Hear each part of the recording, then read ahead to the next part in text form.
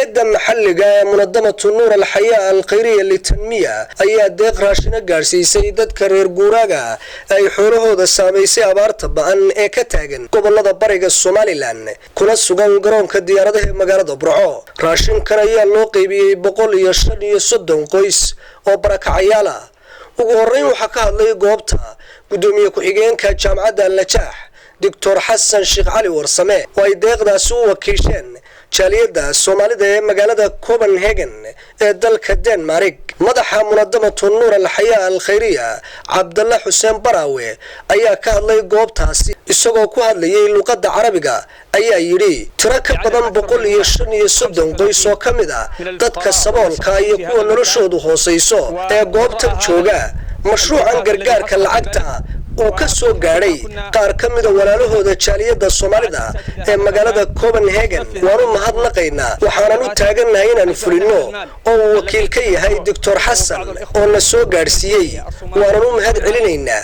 sidoo kale waxa ka hadlay goobtaasi xubno ka mid ah mas'uuliyiinta madaarka Burco iyo guddiga gurmadka abaaraha ee gobolka Togdheer. qaar ka mid ah dadka danyarta ee loo qaybiyay raashinka iyo biyaha ayaa ka mahad celiyay deeqdaasi.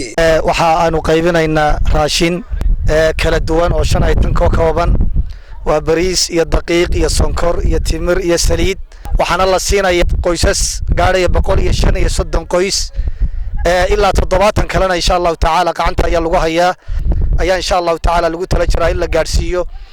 dadka noocaasi waa dad soo barakacay oo hoygoodii iyo gurigoodii ka soo barakacay abaaruhu ka soo barakaciyeen oo loo furay sida la idin sheegay airportka oo dayac badan ku haysto darxumo badan ku haysato. waxaan filayaa waa gargaarkii ugu horeeyay ee halkan loogu qaybiyo.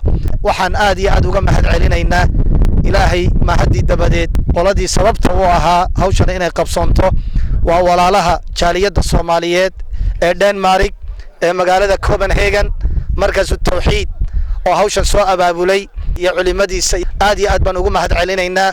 hawshii waa arkaysaan meesheedii bay dhacday xilligeedii bay dhacday insha Allah taala Allah idinka aqbalo. waxa kale aad iyo aad ugu mahad celinayaa munadamatu nuur al-xayaa al-khayriya oo gobolka Togdheer ka shaqeysa oo hawshan fulisay.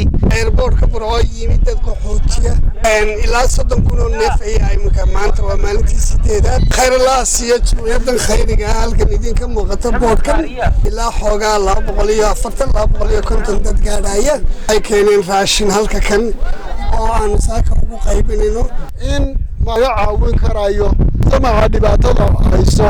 marka meelihii laga caawin karayay waxaa ka mid noqotay airportka Burco. haddaanu nahay munadama nuur al-xayaa al-khayriya waxaanu nahay munadamadii ugu horeysay ee soo booqata airportka dadka abaaro hayaan.